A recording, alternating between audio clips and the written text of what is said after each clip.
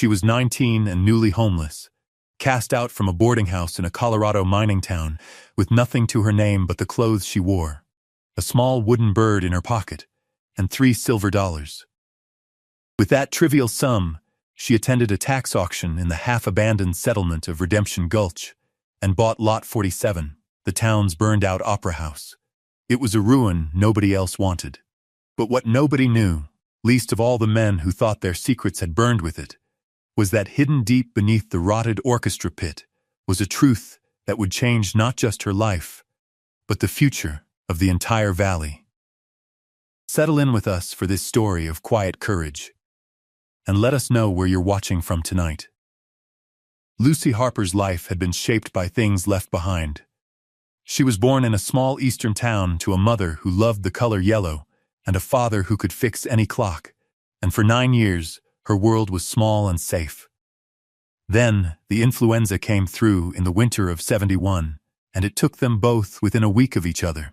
She was sent west on a train to live with her mother's sister and her husband, a couple who accepted her with the grim resignation of familial duty. They saw a mouth to feed, not a child to raise. The only person who saw the girl herself was her maternal grandfather, Elias Vance. He was a cabinet maker, a man whose silence was as profound and comfortable as the deep woods he loved. His hands, gnarled and stained with shellac, were instruments of creation. He smelled of pine shavings, linseed oil, and patience. In his workshop, a place of sacred order and light, he taught Lucy the language of wood. He taught her to read the grain, to understand how a tree's life was written in its rings. He taught her the names of tools, the coping saw, the block plane, the chisel. He taught her that a strong joint was more important than a fancy carving, and that the integrity of a thing was determined by its hidden structure, not its surface gloss. He never spoke of love, but he showed it when he guided her small hand to hold a saw correctly, his large thumb resting over hers, steadying her. For her 10th birthday, he gave her a small robin he had whittled from a single piece of cherry wood, its surface burnished so smooth it felt warm and alive in her palm. It was the only gift she had ever received that was made just for her. When Elias died 2 years later, his workshop was sold, his tools scattered, and the last warmth in Lucy's life seemed to go with him. Her aunt and uncle, seeing an opportunity to unburden themselves, sent her away to a boarding house in the booming mining town of Argent Peak, arranging for her to work as a laundress to cover her keep. The whittled robin, tucked safely in the pocket of her dress, was all she took with her of the man who had taught her to see the strength in things. Life in Argent Peak was a lesson in anonymity. Lucy rose before dawn, her hands raw from lye soap and boiling water, and fell into her narrow cot after dark, the scent of steam and sweat clinging to her hair. She was a ghost in the house, a pair of working hands. Her aunt and uncle's monthly payments for her room and board were the only connection she had to them, a transaction that kept her housed but not wanted. Years passed in this rhythm of relentless, thankless labor. She learned to be self-reliant, to mend her own clothes, to expect nothing, to depend on no one. She saved what little she could, a few cents here and there, hiding the coins in a loose floorboard beneath her bed. She was 19 when the letter arrived. It was not addressed to her, but to Mrs. Gable, the severe, pinch-faced woman who owned the boarding house. Lucy was folding sheets in the laundry when the woman appeared in the doorway, the paper held between her thumb and forefinger, as if it were something soiled. Her uncle's latest mining speculation had failed, Mrs. Gable stated without preamble. The payments had stopped. The final one had been last month. Lucy had until morning to gather her things and leave. There was no pity in the woman's eyes, only the cold accounting of a landlady whose ledger had been balanced against her. Lucy did not argue. She did not plead or cry. The years of being treated as a line item in someone else's budget had prepared her for this. She simply nodded, her gaze steady. That night, she packed her few belongings into a small canvas satchel, a change of clothes, a bar of soap, a comb. From beneath the floorboard, She retrieved her savings, $3 silver and a handful of cents. She placed the coins in a small cloth pouch and put it in her pocket, where her fingers brushed against the smooth, familiar shape of the cherrywood robin. She was a line item that had just been erased. As the first pale light of dawn touched the grimy window of her room, Lucy Harper walked out of the boarding house and did not look back. She had her grandfather's bird, her own quiet competence, and $3 to her name. She was utterly alone, and for the first time, she was entirely her own. The air on the street was sharp with the promise of autumn, carrying the metallic tang of the mines and the scent of coal smoke from 100 breakfast stoves. Lucy stood for a moment, a small, still figure in the bustling morning of Argent Peak. Men with lunch pails and soot on their faces streamed past her, their faces set with the grim purpose of another day spent underground. No one noticed the girl with the canvas satchel and the lost look in her eyes. She had no destination. She walked until the town began to thin, the clapboard storefronts giving way to scattered cabins, and then to open country. She followed a wagon road that wound its way down from the high peaks, moving with no plan other than to put distance between herself and the life that had just ejected her. The sun rose higher, warming her shoulders through her thin shawl. The landscape was immense and indifferent, a panorama of granite mountains, dark pine forests, and a sky so vast and blue it felt like a weight. She walked for hours, her fatigue a dull ache that settled deep in her bones. By midday, she shared a piece of her bread with an old prospector leading a tired-looking mule. He was a man whose face was a roadmap of sun and disappointment, but his eyes were kind. He asked where she was headed. She told him she wasn't sure. "Not much left up here," he said, chewing slowly. "Mine's playing out. Folks are clearing out of these hills, but there's a tax auction down in Redemption Gulch tomorrow.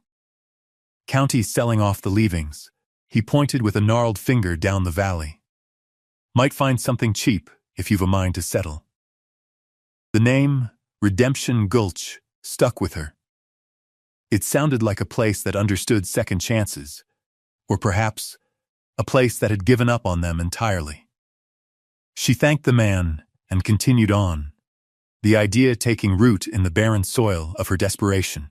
She spent the night in a farmer's barn, burrowed into the hay for warmth, the wooden robin clutched in her hand.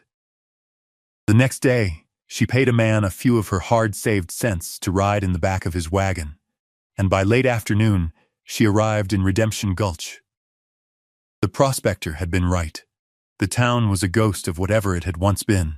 A wide, dusty main street was lined with buildings whose windows were boarded up or broken, their false fronts leaning like tired old men. A handful of businesses remained, a general store, a saloon with one shutter hanging by a single hinge, a blacksmith's shop, and a small eatery with a trickle of smoke rising from its chimney. A notice was nailed to a post outside the land office. It listed properties to be sold for back taxes, mining claims long since played out, cabins collapsing into the earth, and at the very bottom of the list, marked with a kind of administrative sigh, was Lot 47. The Grand Palace Opera House. Arrears, $2.87. The auction took place the following morning on the steps of the land office. The town clerk, a man named Abernathy, with spectacles perched on the end of his nose, read from the list in a monotone voice that suggested he'd rather be anywhere else. A small crowd of perhaps a dozen men had gathered, mostly locals with the weathered, watchful faces of those who had learned to endure rather than to prosper.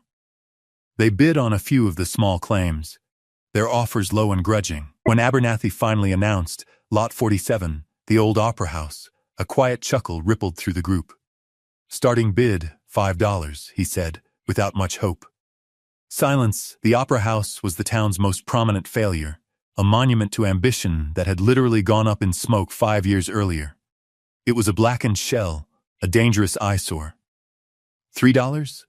Abernathy tried.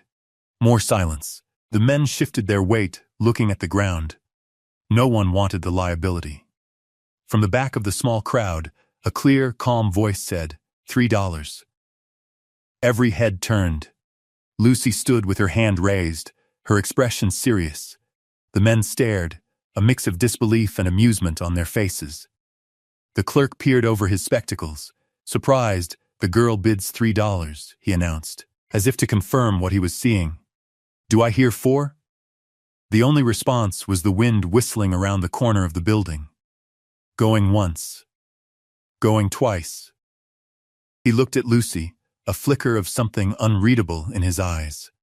Sold. To the young lady for $3. She stepped forward and counted out her entire fortune onto the clerk's worn wooden table. He wrote her a receipt and handed her the deed, a single sheet of paper that declared her the owner of a ruin. She folded it carefully and put it in her satchel. The men watched her go, some shaking their heads, one spitting a stream of tobacco juice into the dust. As she walked toward the end of the street where the opera house stood, she could feel their skepticism like a physical force. The building was worse up close. It was a carcass. A fire had gutted its heart, leaving a skeleton of scorched brick and blackened timber. The ornate facade, once the pride of the town, was stained with soot, its grand arched windows vacant and gaping. A large section of the roof had collapsed entirely, exposing the interior to the sky. The main doors were gone, leaving a dark, inviting maw. She stepped over the threshold, her footsteps crunching on a floor of ash, shattered glass, and debris. The air was thick with the smell of old smoke and damp decay. Inside, it was a cavern of destruction. Charred beams lay in a tangled heap where the main seating area had been. The grand balcony, what was left of it, sagged at a perilous angle, its velvet railings burned away to skeletal iron. The stage itself was the epicenter of the damage. The floorboards were completely gone, leaving a gaping, rubble-filled hole that was the orchestra pit. It looked hopeless. But as Lucy stood there, in the center of the devastation, her grandfather's voice echoed in her mind. "Look at the bones of it, girl." She looked past the rubble, past the ash. The foundation stones, visible in the pit, were massive blocks of granite, seemingly untouched by the fire. The surviving brick walls, thick and solid, rose 3 stories high. They were stained and damaged, but they were standing. There was strength here. Beneath the ruin, the structure was sound. She had not bought a pile of ash, she had bought the bones of a great and sturdy building. Lucy knew she could not assess the full extent of the damage or the potential for salvage on her own. She needed someone who spoke the language of structure, as her grandfather had. Someone who understood stress and load and the integrity of timber. In the general store, while buying a small bag of flour and some salt, she asked the proprietor about a carpenter. "Only one worth his salt left in these parts," the man said, weighing her flour. "Charles Shaw. Lives in the cabin by the creek. Keeps to himself mostly, since his wife passed." He gave her directions, his eyes lingering on her with a curiosity that was not unkind. She found the cabin easily enough. It was small but meticulously kept, with a neatly stacked woodpile and a garden patch that was clear of weeds even this late in the season. A man was sitting on the porch, sharpening a handsaw with a file. He was perhaps 40, with a lean, strong build and a quiet, self-contained air. His hair was graying at the temples, and his face was lined with a sorrow that had settled in for a long stay. This was Charles Shaw. Lucy approached slowly, not wanting to startle him. He looked up, his filing stopping mid-stroke. His eyes were a clear, startling blue. "Can I help you?" His voice was low and a little rough from disuse. She explained who she was and what she had done, the words coming out plain and direct. She told him she had bought the old opera house. He raised an eyebrow, but said nothing. She confessed she had no money to pay for his time. Instead, she made him a proposition. "If you would walk through it with me, tell me what is sound and what is lost. You can have the salvage rights, Any timber, any scrap iron, anything of value you can reclaim from the wreckage is yours to keep. He looked at her for a long moment, his gaze searching. He saw not a foolish girl, but someone with a serious and practical mind. He saw the desperation, but also the resolve beneath it. It was an honest offer, a trade of knowledge for material. He wiped the file on his trousers, stood up, and slid the saw into a leather loop on his workbench. "All right," he said. "Let's have a look." They walked to the opera house together in silence. Inside, Charles moved with the slow, deliberate confidence of a man who understood buildings in his bones. He ran his hand over the brickwork, tapped on beams with the handle of his hammer, and squinted up at the skeletal roof. He confirmed her initial assessment. "Foundation's granite. Solid as the mountain it came from," he said, his voice echoing in the cavernous space. "These main walls are 3 bricks thick. They'll stand." He pointed upward with his hammer. "Balcony's a death trap. Has to come down. Roof is gone. Floor joists are mostly charcoal." He walked to the edge of the gaping orchestra pit, kicking a piece of rubble into the darkness. "The fire started here, looks like. Burned hottest in this spot. We'll need to clear this pit down to the foundation to see what we're really dealing with." He looked at her, his expression grim, but not dismissive. "It's a lifetime of work. More than a lifetime." "I have time," Lucy said quietly. He nodded slowly, a flicker of respect in his blue eyes. "The salvage is worth my time," he said, making the agreement official. "We'll start in the pit. Tomorrow at sunrise." He turned and left without another word, leaving Lucy alone in the gathering dusk, the new owner of a ruin and an alliance.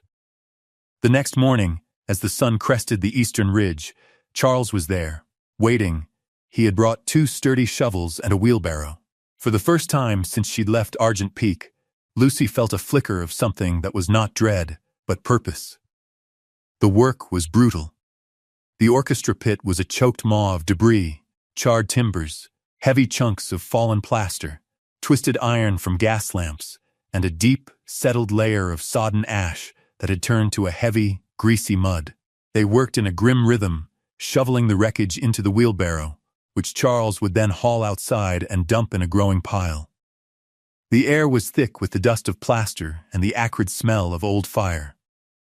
Lucy's muscles, accustomed to the repetitive motions of laundry work, screamed in protest at the new strain of lifting and hauling. Her hands, already calloused, soon blistered and bled. She wrapped them in strips of cloth torn from her spare dress and kept working. Charles worked beside her, his movements economical and powerful. He didn't offer sympathy, but he set a pace that was sustainable, and he showed her how to use her legs and back to lift, saving her arms. Days blurred into a week. They spoke little, their communication consisting of grunts of effort and short, practical phrases. "Watch that beam. More to the left." A silent partnership was forged in shared labor, in the sweat and dust of the pit. They slowly, painstakingly, cleared the hole. The massive granite foundation stones were revealed, solid and unyielding. As they reached the original dirt floor, Lucy's shovel struck something that made a dull, flat clank. It was not the sound of rock. "Hold on," Charles said. He knelt down, scraping away the last layer of dirt and ash with his hands. What emerged was a large, flat flagstone, about 3 feet square, distinct from the packed earth around it. Set flush into its surface was a recessed iron ring, rusted but solid. It was a trapdoor. They looked at each other, the same question in their eyes. With a shared heave, they gripped the ring and pulled. The stone was immensely heavy, but it lifted with a grating shriek of stone on stone, pivoting on hidden hinges. A wave of cool, dry, musty air washed over them, a smell not of decay, but of long enclosed stillness. Below was a set of steep stone steps leading down into absolute darkness. Charles retrieved a lantern from his tool bag, struck a match, and lit the wick. He held it over the opening. The light revealed a small, stone-walled cellar, no more than 10 feet square. It was dry and, astonishingly, untouched by the fire that had raged directly above it. And it was not empty. Against one wall were stacked several large, leather-bound costume trunks. Against another stood a small, elegant writing desk, with a chair neatly tucked beneath it. And in the center of the room sat 3 stout wooden crates, sealed with bands of iron. Charles descended the steps first, holding the lantern high. Lucy followed, her heart pounding a slow, heavy rhythm against her ribs. He set the lantern on the desk. Its warm light pushed back the shadows, revealing a scene frozen in time. On the desk lay a thick ledger and a sealed envelope.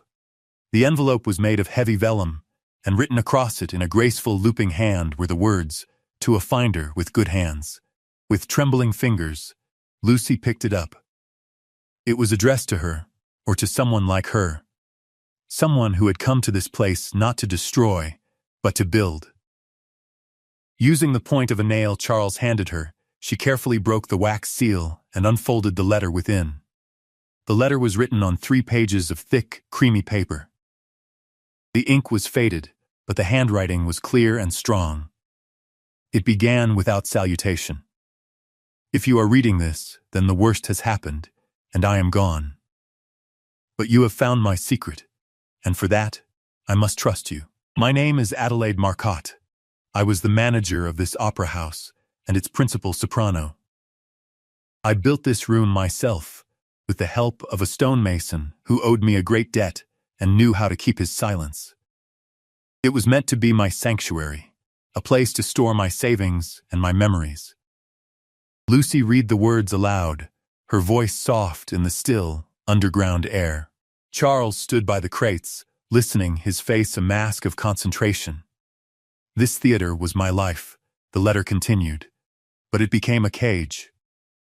The men who financed its construction, Miss Sterling of the Consolidated Mine and Mr. Pruitt of the Town Bank, are not the benefactors they pretend to be. They are thieves. I discovered they were using a hidden compartment in the business office to hide money skimmed from the mine's payrolls, money stolen from the wages of their workers. When I confronted them, they laughed. Then they offered me a share. When I refused, they grew cold. I knew my time was limited. I began to move their ledgers, the proof of their crimes, down here to my cellar, along with my own life's savings.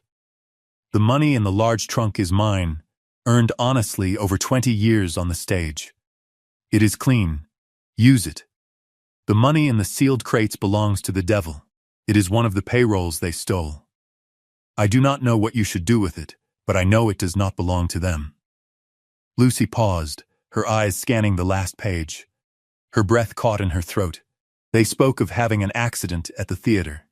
A small fire to destroy the records in the office. I do not believe it will be small. I believe they mean to destroy the entire building, and me with it. I have a daughter living with my sister in St. Louis. I have not seen her in 5 years. I have been saving to bring her here, to build a life for us away from all this. I fear I will never see her grow up. If you are a person of conscience, use what you find here to build a life of safety and peace. That is all I ever wanted. Do not let them win." Adelaide Marcotte, October 12, 1875. When Lucy finished reading, the silence in the cellar was profound. They now understood. The fire was no accident. It was murder and arson, and the men responsible were likely still powerful, still wealthy, still dangerous. Charles moved to one of the sealed crates, and using the claw of his hammer, pried at the iron band. It groaned, and then snapped. He lifted the lid. Inside were dozens of small canvas bags, each tied with string. He opened one and poured the contents into his palm. Gold coins glittered in the lantern light. A fortune. Lucy looked from the gold to the letter, then to the ledger on the desk. It was all here, the motive, the evidence, and the means to fight back. The money from Adelaide's trunk gave her something she hadn't had before. Capital. She turned to Charles, her mind clear and resolved. "The salvage rights I offered you were for an empty building," she said, her voice steady. "This changes things. I want to hire you, Mr. Shaw. I want you to help me rebuild this place. I will pay you a fair wage, starting today." Charles looked at her, then at the open crate of gold. He pushed the lid closed. "You don't need to hire me, Lucy," he said, using her first name for the first time. "Some things you do because they need doing. We'll rebuild it." Together, their first act was one of concealment. They carefully replaced the lid on the crate, moved the ledger and Adelaide's letter into the trunk with her savings, and lowered the heavy flagstone back into place, scattering dirt and debris over it to hide the seams. The secret was safe again, buried beneath their feet. The discovery had transformed Lucy's desperate gamble into a tangible mission. She was no longer just a homeless girl seeking shelter. She was the custodian of Adelaide Marcotte's legacy and the keeper of a dangerous truth. The money from Adelaide's trunk was her weapon and her shield. The next morning, she walked to the general store and, with a calm that startled the proprietor, purchased supplies, nails in every size, new blades for their saws, rope, heavy canvas tarps, and enough flour, beans, and bacon to last for weeks. The transaction, paid for with a few of Adelaide's silver dollars, sent a quiet ripple through the town. The girl with the ruin was not as destitute as they had assumed. The rebuilding began in earnest. Their first priority was security. With new lumber purchased from a mill down the valley, they framed and built a set of heavy solid doors for the main entrance, fitting them with a sturdy lock. They boarded up the gaping ground floor windows, sealing the structure from the elements and from prying eyes. Inside, the work was immense. Charles, now a partner rather than a hired hand, became her teacher. He showed her how to clear the rubble methodically, how to assess which of the fallen timbers were merely scorched and could be planed down for reuse, and which were truly lost. He taught her how to lay out and frame a new subfloor over the orchestra pit, its joists resting securely on the granite foundation. Lucy was a quick study, her hands and mind already attuned to the logic of structure from her grandfather's long-ago lessons. She learned to measure twice and cut once, the clean bite of a sharp saw through wood, a deeply satisfying sound. As they worked, the community began to stir, its curiosity slowly turning to a quiet, watchful support. Mr. Abernathy, the town clerk, appeared one afternoon with a dusty roll of schematics under his arm. "Found these in the county archive," he said, a glint behind his spectacles. "Original architectural plans for the opera house. Thought you might have a use for them." He did not mention that he had spent 2 days searching for them after hearing about her supply purchases. The plans were a revelation, a map to what the building had been and could be again. A few days later, a woman named Maria Garcia, who ran the small eatery down the street, arrived at midday carrying a basket. "You can't work like this on an empty stomach," she said, her voice warm but firm. She left them a pot of hot stew, fresh bread, and 2 tin cups of coffee. It became a daily ritual, a silent offering of solidarity. Even Silas Blackwood, the taciturn blacksmith, contributed. He appeared one evening, his face smudged with soot, and offered to temper and sharpen their tools. "A good tool makes for good work," was all he said. But his disapproval of the mine owner, Miss Sterling, was a well-known town legend. Each contribution was a single plank laid in the construction of a new community, one built not on words, but on shared, practical acts of goodwill. The days grew shorter and colder as autumn deepened, and the race to enclose the building before the first snow became their primary focus. The roof was the greatest challenge. The original trusses were a complex web of timber, and replicating them with their limited resources seemed impossible. It was Charles who, after studying Abernathy's plans for a full evening, devised a simpler, stronger design for the main roof supports. They spent a week on the newly laid floor, measuring, cutting, and assembling the massive trusses from salvaged and new lumber. Hoisting them into place, 3 stories up, was a task far beyond the strength of 2 people. Charles spoke to Silas Blackwood. Maria Garcia spoke to the few remaining ranchers in the valley. A week later, on a crisp Saturday morning, A dozen men appeared at the opera house. They were farmers, a prospector, the blacksmith, the general store owner, the quiet, stubborn men who had stayed in Redemption Gulch when the prosperity left. There was no formal greeting. They simply looked at the massive trusses on the ground, looked at Charles, and nodded. "All right, Shaw," one of them said. "How do you want to do this?" The roof raising became a town event, with a system of ropes and pulleys devised by Charles and the combined strength of 14 men. The first truss was slowly, carefully hauled into place, a great wooden skeleton against the sky. A cheer went up from the small crowd of women and children who had gathered to watch. By dusk, all the main trusses were set, and the opera house had a new spine. In the weeks that followed, Lucy and Charles painstakingly laid the roof decking and covered it with tar paper. The building was finally sealed, a dark, cavernous but dry space, protected from the coming winter. Within this new sanctuary, Lucy began to build her home. She chose a series of small rooms in the back of the building, once the Star's dressing suite. With Charles's guidance, she framed new walls, insulated them with sawdust and scrap, and installed a small, efficient wood stove she bought from the blacksmith. She built a bed frame, a table, and a set of shelves. It was simple, sparse, but it was hers. Every nail she hammered was an act of reclamation. One evening, as the first snowflakes of the season drifted down outside, she lit a fire in the stove for the first time. She sat at her new table, eating a bowl of Maria's stew, and watched the flames dance behind the small iron door.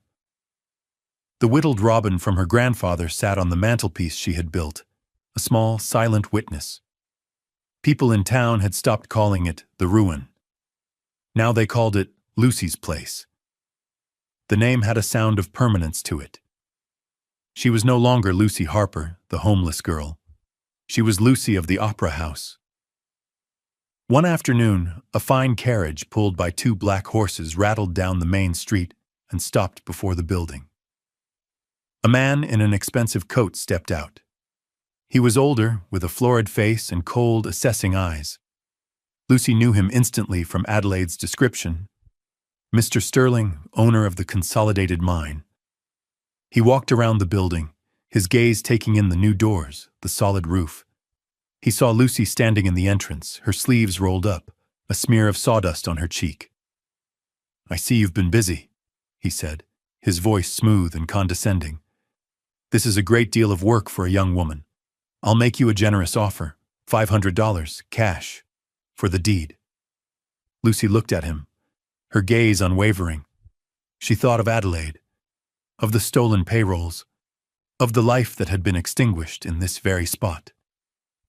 "It's not for sale," she said, her voice quiet but firm as granite.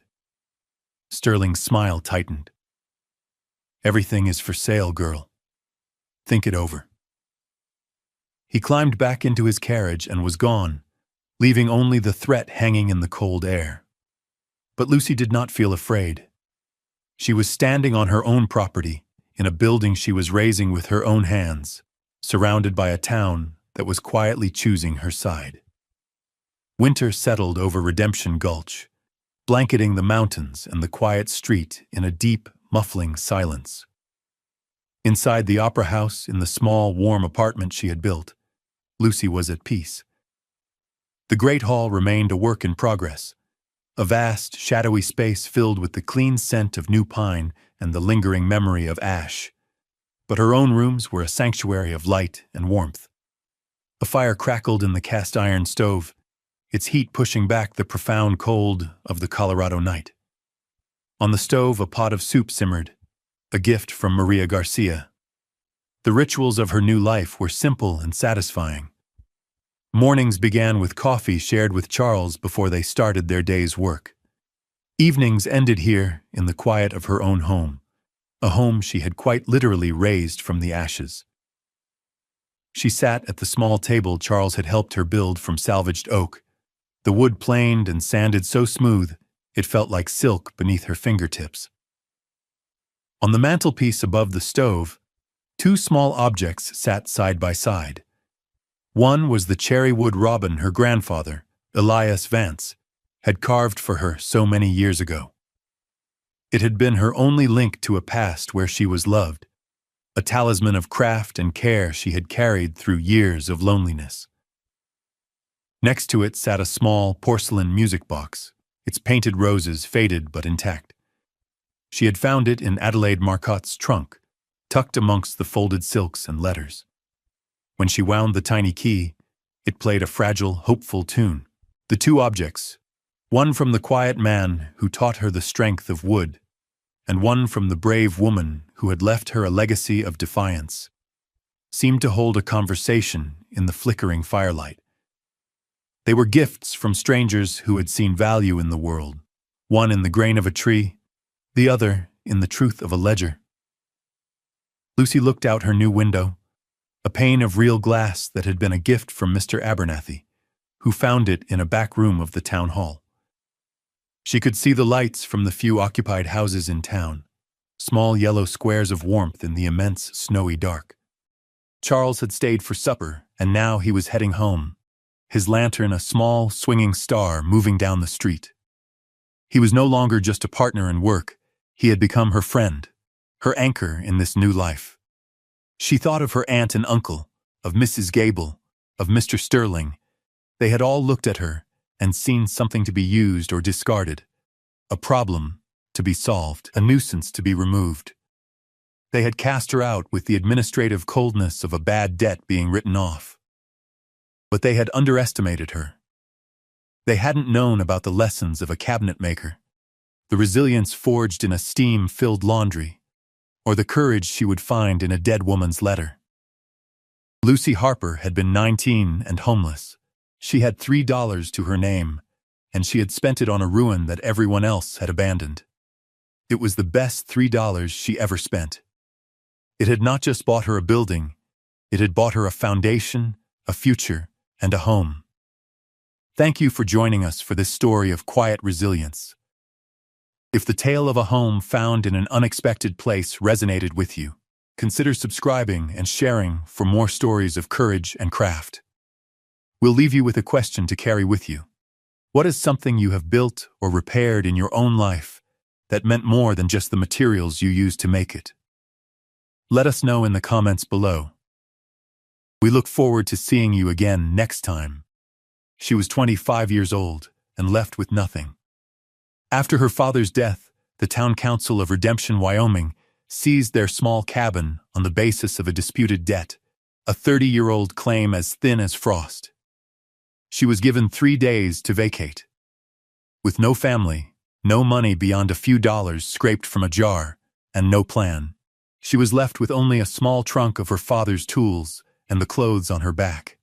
She did not plead or weep. She simply packed what she could carry and walked away from the only home she had ever known. But before she left, her father's last words echoed in her mind, pointing her toward a derelict assay office on the forgotten edge of town. What nobody in Redemption knew, what had been buried for a generation, was that a secret hidden beneath its crumbling hearthstone held the power to unravel the town's very foundation and change Martha Mercer's life forever. Settle in and get comfortable, for this is a story about how truth, once buried, will always find its way to the light. We love hearing where our stories are heard, so please let us know in the comments where you're watching from tonight. The path that led Martha to that cold morning of dispossession began long before her birth, rooted in the quiet character of her father, Elias Mercer. Elias was a carpenter, a man who spoke more fluently with a saw and a block plane than he ever did with words. He had come to the Wyoming Territory in the late 1850s, not for gold or land, but for the quiet anonymity of the mountains. He was a widower, his wife having been taken by a fever back east when Martha was just an infant, and he raised his daughter alone with a steady, undemanding tenderness. Their life was contained within the small, 2-room cabin he had built with his own hands at the far end of the valley, just beyond the official town plat. It was a place of simple, profound sufficiency. The walls were stout, the roof was sound, and the scent of pine shavings and wood smoke was the constant perfume of Martha's childhood. Elias taught her everything he knew. He did not distinguish between a son's work and a daughter's. Before she was 10, she could identify the grain of oak versus ash, and she knew the precise, patient rhythm of a crosscut saw. By 15, she could frame a wall, square and true, and her hand was as steady as his on the grip of a drill. Her most prized possession, the object that connected her to him more than any other, was his framing hammer. It was a beautiful tool, perfectly balanced, its octagonal head worn smooth and slightly rounded at the edges from a lifetime of striking nails. The hickory handle, darkened to a rich mahogany from the oil of his hand, was shaped to his grip, a perfect extension of his will. He had taught her how to hold it, not to choke up on the neck, but to hold it at the end of the handle for maximum leverage and force. "Let the tool do the work, Martha," he would say, his voice a low rumble. "Don't fight it. Just guide it." It was a lesson she applied to more than just carpentry. He also taught her to read, not just from the Bible or the almanac, but from the town ledgers he was occasionally hired to help audit. He had a fine, clear hand and an uncommon head for figures. He taught her to see the stories hidden in the columns of numbers, to notice the small inconsistencies and the debts that were carried too long or forgiven too quickly. It was this skill that had first brought the old debt against their own property to his attention. A phantom entry from 1850, the year the town was founded, a supposed lien for survey fees that no one had ever tried to collect. He had called it a clerical error, a ghost on the page, and had thought little more of it. To him, the cabin and the land it stood on were his by the right of his own labor, a truth more solid than any line of ink in a dusty book. This quiet confidence, this belief in the tangible world over the administrative one, was the greatest and most perilous inheritance he left her. The end came not with a shout, but with a quiet knock on the door. It was 3 days after they had buried Elias in the small cemetery overlooking the valley. Martha was standing at the dry sink, washing her father's last teacup, when she saw the 3 men from the town council walking up the path. Judge Hemlock was in the lead, a man whose posture was as rigid and unyielding as the starched collar at his throat. He was flanked by Mr. Gable, the owner of the mercantile, a man whose gaze seemed perpetually fixed on his own shoes, and a younger man named Finch, who served as the council's clerk. Martha dried her hands on her apron and met them on the porch. She did not invite them in. Judge Hemlock did not waste time with condolences. He produced a single folded paper from his coat pocket. "Miss Mercer," he began, his voice flat and administrative, "the council has met regarding the outstanding lien on this property. The debt, with 30 years of interest, has been called due." He unfolded the paper. It was an eviction notice. The original $50 survey fee had, with accumulated charges and penalties, become an impossible sum of nearly $500. Martha stared at the paper, her face calm, though a cold dread was spreading through her chest. She knew the history of the claim. Her father had explained it to her years ago, a baseless charge, likely a mistake, that he had refused to acknowledge. "My father disputed this," she said, her voice even. "He said the claim had no merit." Judge Hemlock gave a slight, dismissive shrug. Elias Mercer was given ample opportunity to settle the matter. He chose not to. "The council's decision is final. The property reverts to the town's ownership in lieu of payment." Mr. Gable cleared his throat, his eyes still on the porch boards. "We're sorry for your loss, Martha, truly, but the law is the law." The hypocrisy of his words was a physical thing, thick and suffocating in the cold morning air. Martha looked from his downturned face to Hemlock's impassive one. She saw no room for appeal, no flicker of mercy. They had waited until her father was gone, until she was alone and vulnerable, to make their move. There was a cruelty in the timing that went beyond mere bureaucracy. She did not argue. She did not beg. To do so would have been to grant them a power over her that she refused to yield. It would have dishonored the quiet dignity her father had lived by. She simply folded the paper and held it in her hand. "I understand," she said. The men seemed almost disappointed by her lack of protest. They had come prepared for tears or hysterics, and her composure left them with nothing to do. After a moment of awkward silence, they turned and walked away. Martha stood on the porch, the paper growing damp in her palm, and watched them go. Then she went back inside and began to pack. The process was a quiet torment. Every object was a memory. Her mother's quilt from the bed, her father's worn leather-bound copy of Shakespeare. She carefully wrapped each of his tools in oilcloth, the saws, the planes, the chisels, the brace and bits, and placed them in the bottom of a large pine trunk he had built for her. Finally, she took the hammer from its loop on his tool belt, which still hung from a peg by the door. She held its familiar weight in her hand, the smooth, dark hickory a comfort against her skin. She placed it on top of the other tools, closed the lid, and slid the bolt home. She had 2 days left. The journey was not long in miles, but it was a crossing from one life into an abyss. On the third morning, Martha dragged the heavy pine trunk off the porch of the cabin and closed the door behind her for the last time. She did not lock it. It was no longer hers to lock. She did not look back. With the trunk's rope handle cutting into her shoulder, she began to walk, not toward the center of town where pitying or scornful eyes would follow her, but away from it, toward the steep, scrub-choked rise at the north end of the valley. Her destination was a place she had only heard about in her father's stories, the old Polaris assay office, a relic from the town's earliest mining boom. It sat on a small, worthless parcel of land that had been part of an old claim her father had once bought for a pittance, a claim the town council had either forgotten or deemed too insignificant to seize. In his final weeks, as his strength failed, Elias had spoken of it. "If the worst happens," he had rasped, his voice thin as paper, "go to the Polaris office. The claim is still in my name. It's not much, but it's something. Check the floor beneath the hearth." At the time, she had dismissed it as the wandering talk of a dying man. Now, it was her only hope. The path was barely visible, a faint track overgrown with sagebrush and littered with loose scree. The climb was steep, and the weight of the trunk was a constant, brutal anchor. The sun beat down, and the dry Wyoming wind whipped dust into her eyes and scoured her face. With every step, the town of Redemption fell away below her, the grid of its streets looking small and orderly from a distance, belying the quiet corruption at its heart.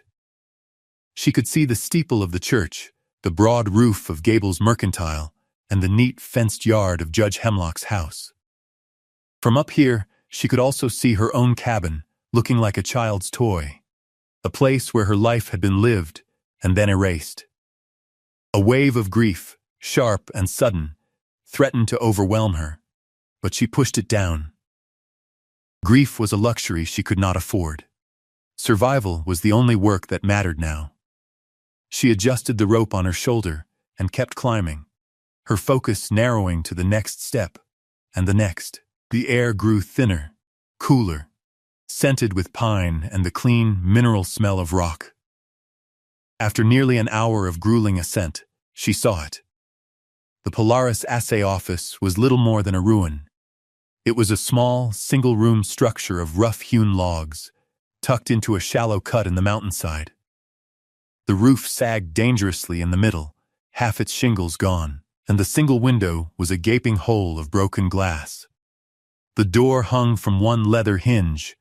It was a place of profound and absolute neglect, a testament to failed hopes. Anyone else would have seen it as uninhabitable, a shelter for pack rats and nothing more. But Martha Mercer, daughter of Elias Mercer, saw something else. She saw solid log walls that were mostly true.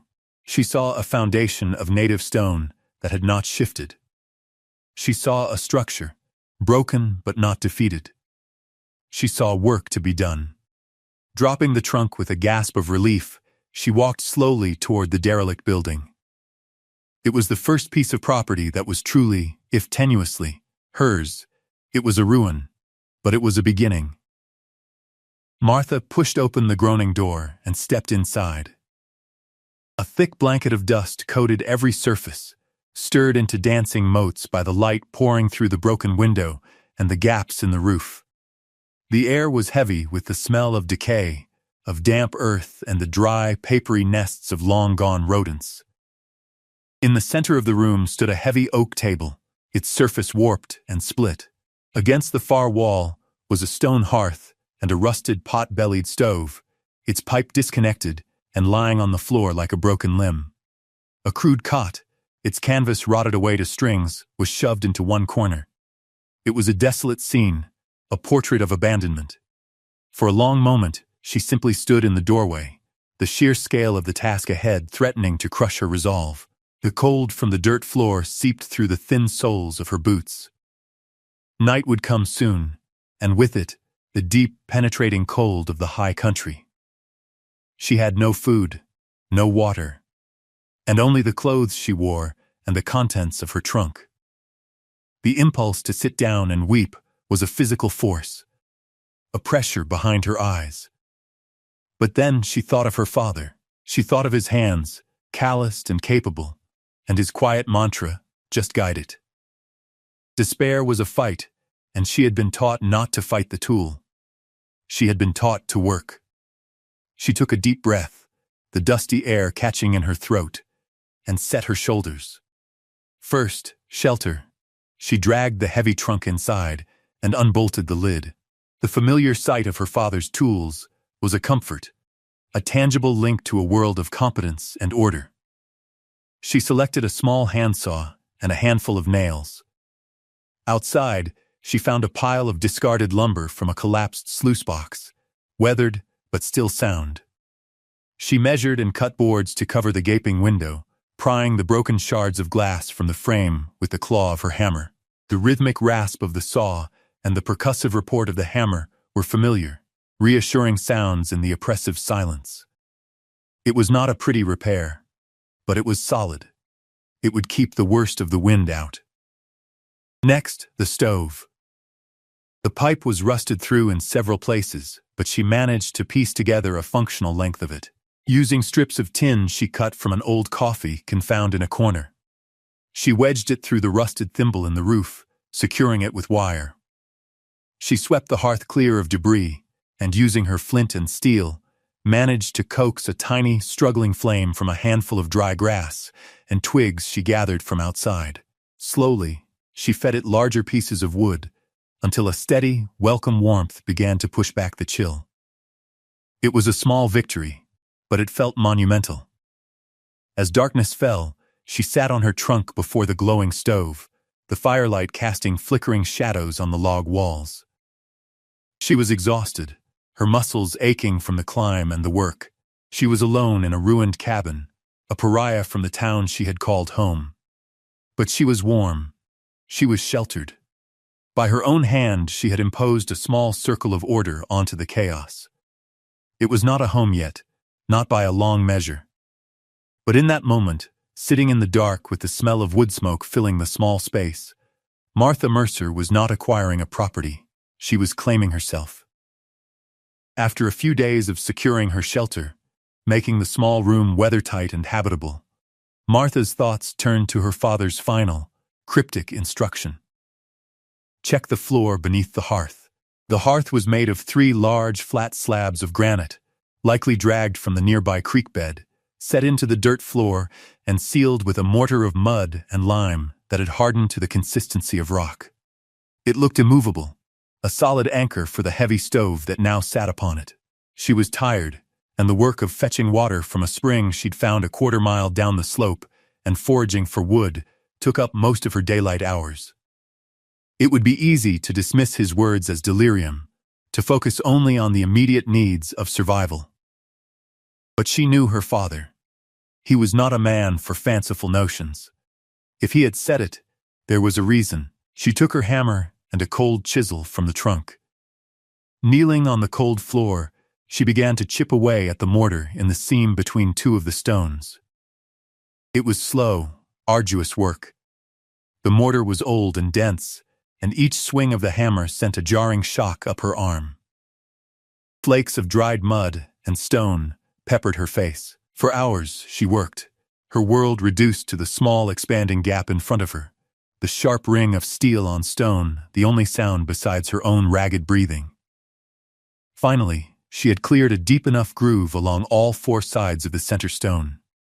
She wedged the end of a long iron pry bar, another treasure from the trunk, into the gap. She put all her weight on it, her muscles straining. The stone groaned, shifted, but did not lift. She repositioned the bar, finding a better purchase, and tried again. This time, with a grating screech of rock on rock, the heavy slab tilted upwards. A puff of stale, subterranean air escaped from the darkness beneath. Her heart pounded in her chest. She worked her fingers under the edge of the stone, and with a final desperate heave, flipped it over. Beneath it was a rectangular cavity, about 2 feet long and a foot wide, neatly dug into the compacted earth. And nestled inside, resting on a bed of dry sand, was a rusted iron strongbox. It was not large, but it was heavy, bound with 2 thick bands of iron, and fastened with a formidable, corroded lock. A thick layer of rust and dirt caked its surface, but it was intact. She reached down and wrapped her hands around it. The metal was cold, ancient. She lifted it out. It was heavier than she expected, a solid, dense weight that spoke of something more than empty space. She sat back on her heels, her hands resting on the cold iron, and stared at it. 100 questions flooded her mind. What was inside? Why had her father known about it? Was this his secret, or someone else's? The lock was a solid mass of rust. There was no key, and even if there were, it would be useless. She knew with a certainty that settled deep in her bones that she could not open it alone. And she knew there was only one person in Redemption with the skill and the strength to break it open. Caleb Kane, the town's blacksmith, a man as quiet and guarded as her own father had been. A man who, she had heard whispered, had once been a deputy, but had turned in his badge for reasons no one ever spoke of aloud. The next morning, Martha wrapped the heavy strongbox in a burlap sack and carried it down the mountain. The journey was easier this time, downhill, but the weight of the box was awkward and punishing. As she entered the town's main street, she felt the stares of the few people who were out. They saw the dispossessed Mercer girl, returning like a ghost. She ignored them, her gaze fixed on the dark, open doors of the smithy at the far end of town, from which the rhythmic clang of a hammer on an anvil rang out. She found Caleb Kane bent over his forge, his face illuminated by the orange glow of the coals. He was a man in his early 30s, broad-shouldered and lean, his powerful arms slick with sweat. He looked up as her shadow fell across the threshold, his hammer falling silent. His eyes, a startlingly clear blue in his soot-smudged face, were wary. "Miss Mercer," he said, his voice a low baritone. He did not ask what had become of her. He did not offer sympathy. He simply waited. "Mr. Kane," she replied, her own voice steady. "I need your help." She placed the sack on the packed earth floor and unwrapped the strongbox. Caleb stared at it, his expression unreadable. He walked over and crouched down, running a hand over the rusted surface. He tapped the lock with a knuckle. "That's old," he said. "Where did you find it?" "Hidden in the old Polaris office." A flicker of something, interest perhaps, or recognition, crossed his face. "I need it opened," she said. "I'll pay you for your time." He stood up, wiping his hands on a leather apron. He looked from the box to her face, his gaze searching. Caleb Kane had been a deputy long enough to learn that trouble often came in quiet packages. He had left that life behind after a dispute with Judge Hemlock over a questionable arrest, choosing the solitary honesty of the forge over the compromised justice of the council. "This could be trouble," he said, not as a warning, but as a statement of fact. "The trouble is already here," Martha answered. Her quiet certainty seemed to decide it for him. "All right," he said with a nod. "Let's see what's inside." He took the box to his anvil. It was too risky to simply smash the lock. The contents could be damaged. Instead, he worked with a patient, surgical precision. He used a small, sharp chisel and a light hammer, tapping at the rusted hinge pins. After an hour of careful work, the pins gave way. He set down his tools and pried the heavy lid open. Inside, nestled on a bed of what looked like dried wool, were three objects. The first was a stack of banknotes, wrapped in oilcloth. They were old, issued by a Denver bank in the 1850s, but the paper was still crisp. The second was a small, tarnished silver locket on a delicate chain. And the third was a letter, a single sheet of paper, folded and sealed with wax. Martha reached in with a trembling hand and picked up the letter. The wax seal crumbled at her touch. She unfolded the paper. The handwriting was neat, precise. She began to read aloud, her voice filling the quiet space of the smithy. To whoever finds this, my name is Silas Kane. If you are reading this, I am likely dead. It is October of 1850. 30 years ago. 30 years, I was a fool. I rode with a gang, and we took a stagecoach carrying the payroll for the Union Pacific Survey. A fortune. My partners were men I trusted.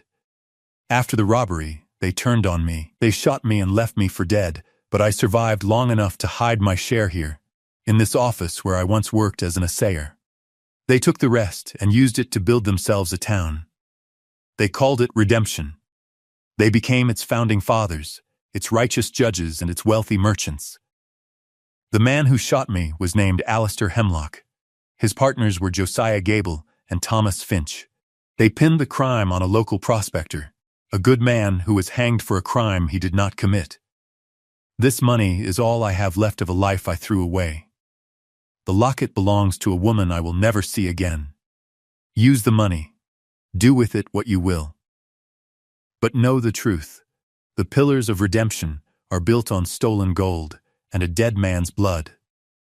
Martha's voice faltered at the end. She looked up at Caleb. He was staring at the letter, his face pale beneath the soot. Hemlock, Gable, Finch, the fathers of the town's current leaders. The names from the eviction notice. The ghost on the page of her father's ledger was not a clerical error. It was the beginning of a 30-year-old lie. My father, she whispered. They took our home because they were afraid of what he might find. Caleb looked from the letter to the banknotes to Martha's face. The wariness in his eyes was replaced by a slow burning anger. We need proof, he said, his voice low and tight. More than just this. We need to connect the dots. That night, while Martha used 2 of the old banknotes to buy lumber, nails, and a pane of glass from a stunned and suddenly deferential Mr. Gable, Caleb Kane lit a lantern in the town clerk's office, a key he had never returned letting him in. He began to search the oldest ledgers, looking for a name, Silas Kane. And as Martha began the true rebuilding of her home, Caleb began the careful dismantling of a town's history. The assay office began to transform under Martha's hands. The work was a balm, a physical manifestation of her will against the forces that had tried to erase her. With the money from the strongbox, she was no longer limited to salvage and scraps. She bought milled lumber from the new sawmill upriver, and, using her father's planes, smoothed each board until it was silken to the touch. She built a proper floor, laying the planks tight and true over the cold dirt, the scent of fresh-cut pine filling the small cabin. She rechinked the log walls with a mixture of clay from the creek bed and dried grasses, pressing it into the gaps with a small trowel until the room was sealed against the wind. The window, once a gaping hole, now held a single, clear pane of glass that looked out over the valley, a view she had earned. Each swing of the hammer was a declaration. Each saw cut was an act of creation. She was not just repairing a building, she was constructing a future. While she worked, Caleb pursued the ghost of Silas Kane through the town's paper history. In a dusty property ledger from 1850, he found it. A land transfer, the original deed for the land on which Judge Hemlock's house now stood, sold for a nominal fee from Alistair Hemlock to the town council he himself chaired. The date of the sale was 1 week after the stagecoach robbery. In the cemetery records, he found the grave of the hanged prospector, a man named Isaac Bell, buried in an unmarked plot in the Potter's Field. And in the archives of the old territorial newspaper, he found a brief article about the robbery, mentioning that the stolen payroll consisted of new banknotes from the First Bank of Denver, with a list of their serial numbers. The community, which had first cast Martha out, began to shift around her, not in a single wave, but one person at a time. The change started with small, quiet gestures. Elspeth, an elderly widow whose husband had lost his farm in a legal dispute with Judge Hemlock's father years ago, appeared at Martha's door one evening. She carried a heavy, patchwork quilt. "A house needs warmth," she said, her voice raspy with age, and refused to stay for thanks. Mr. Gable, the merchant, whose father had been named in Silas's letter, seemed haunted. When Martha came to buy flour and coffee, he would not meet her eye, but he gave her a generous measure and added a small sack of sugar at no charge. He was a man trapped between his inheritance and his conscience. Caleb became a steady presence. He would come up the path in the evenings, after the forge had cooled, sometimes with a piece of news from his research, sometimes just to share a cup of coffee and sit in the quiet warmth of her cabin. He repaired the broken iron latch on her door, his work strong and elegant. He never spoke of the future or of feelings, but his presence was a constant, unspoken reassurance. She was no longer alone. The final piece fell into place with the arrival of Judge Morrison, a traveling territorial judge, a man whose authority superseded the local council. Caleb, hearing of his impending visit, had sent a letter ahead. Judge Morrison, a stern, sober man with a reputation for integrity, agreed to meet them not in the town hall, but in Martha's newly finished cabin. On a cold November afternoon, Martha and Caleb laid out their evidence on the smooth oak table she had built: Silas Kane's letter, the old banknotes, and Caleb's meticulous research from the town records. Judge Morrison examined each piece in silence. He held one of the banknotes up to the light, comparing its serial number to the list from the old newspaper article Caleb had found. He read the letter from Silas Kane twice. Finally, he looked up, his gaze resting on Martha. "This town was built on a crime," he said, his voice heavy. "And it seems the sons have been protecting the sins of the fathers." The next day, Judge Hemlock was removed from his position, his authority stripped by the territorial court. The fabricated debt against Elias Mercer's name was officially expunged, and the deed to her family cabin was returned to Martha. She held the paper in her hand, the proof of her vindication. But when she looked from the deed to the small, solid cabin she had rebuilt with her own hands, she knew she was already home. Winter settled over the high valley, blanketing the mountains in a deep and profound silence. The world was reduced to white snow, dark pines, and the gray curl of smoke rising from the chimney of the Polaris assay office. Inside, a fire crackled in the pot-bellied stove, its warmth filling the single, immaculate room. The scent of coffee and bacon from breakfast still lingered in the air. Martha sat at the table she had built, running her hand over the smooth, planed surface of the wood. Her home was small, but it was entirely hers, every board and nail a testament to her own labor and resilience. It was more than a shelter, it was a sanctuary. The room was a map of her journey. On a shelf near the stove sat her father's copy of Shakespeare, next to a jar of Elspeth's preserved peaches. The window, which had once been a dark, gaping hole, now framed a stunning view of the snow-covered valley, the glass clear and bright. On the wall hung the deed to her father's cabin, a document she had chosen to keep not as a claim to be acted upon, but as a final, quiet vindication of his name. She had offered the cabin to a young family new to the territory, asking only that they care for it, a gesture that had cemented her place in the shifting moral landscape of the town. Her gaze went to the narrow mantelpiece she had installed above the hearth. On it, in the place of honor, sat her father's framing hammer, its dark hickory handle glowing in the firelight. Next to it rested the small silver locket from Silas Kane's strongbox. Two objects, left by two very different men, both of whom had, in their own way, provided for a future they would never see. She picked up the locket, its silver now polished to a soft gleam. She opened the delicate clasp. Inside was the tiny, faded portrait of a young woman with serious eyes and a hint of a smile. Silas Kane's lost love. A woman who never knew what became of him, who never knew that his last thoughts were of her. Martha felt a strange kinship with this unknown woman, a shared connection across time to a story of loss and hidden truths. She thought of her own father, whose quiet love and foresight had been a lantern in her darkest hour. She thought of Silas, the outlaw, whose 30-year-old confession had armed her with the one thing more powerful than the council's money and influence: the truth. A soft knock came at the door. It was Caleb. He carried a small sack of potatoes and a bundle of newspapers the stage had just brought in. He stomped the snow from his boots and entered, bringing a gust of cold, clean air with him. He didn't remark on the warmth or the comfort of the room. He had become a part of it. Their conversations were like that, practical and unadorned, their comfort with each other built on shared work and quiet understanding, a foundation far stronger than words. "Snow's getting deep," he said, setting the sack on the floor. "Figured you could use these." "Thank you, Caleb," she said. He looked at the locket in her hand, then at the hammer on the mantel. He didn't need to ask what she was thinking. He simply nodded, a shared acknowledgement of the long road they had traveled. Martha Mercer was 25, and she had been left with nothing. She had a few dollars to her name and was cast out to a ruin on a forgotten mountainside.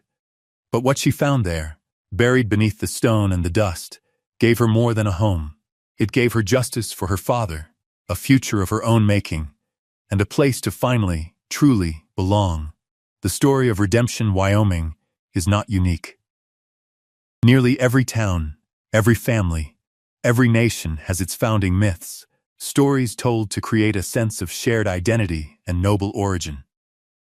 These are the histories written in official ledgers and carved into monuments, the narratives shaped by the powerful to legitimize their position.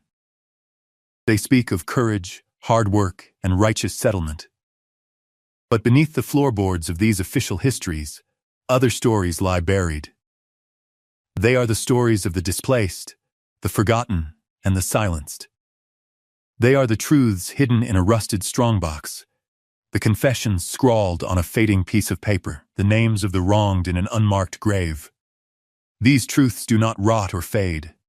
They lie dormant, waiting for a hand willing to do the work of uncovering them, waiting for a voice brave enough to speak them. Martha Mercer's story is a testament to the enduring power of that buried truth. The wealth that built redemption was a lie, a glittering fade constructed over a foundation of violence and deceit. The fortunes of its leading families were rooted not in industry, but in theft. For 30 years, this lie held, protected by the silence of those who benefited, and the fear of those who suspected. It took the quiet resolve of a dispossessed woman, armed with her father's tools and his lessons in seeing what is truly there, to pry the stone loose and let the truth out into the light. Her victory was not loud. There were no public condemnations or dramatic trials in the street. The power of the town's founders simply dissolved, exposed as hollow. Judge Hemlock left town in the night, his reputation ruined. The Gable family retreated into a quiet, shamed existence, their social standing irrevocably diminished. The change in the town was subtle, a slow rebalancing of its moral compass. People began to speak more freely. Old grievances, long suppressed, were aired and acknowledged. The real wealth of the town, it turned out, was not the stolen gold, but the resilience of its ordinary people, the quiet integrity of men like Caleb Kane, and the steadfast courage of women like Elspeth.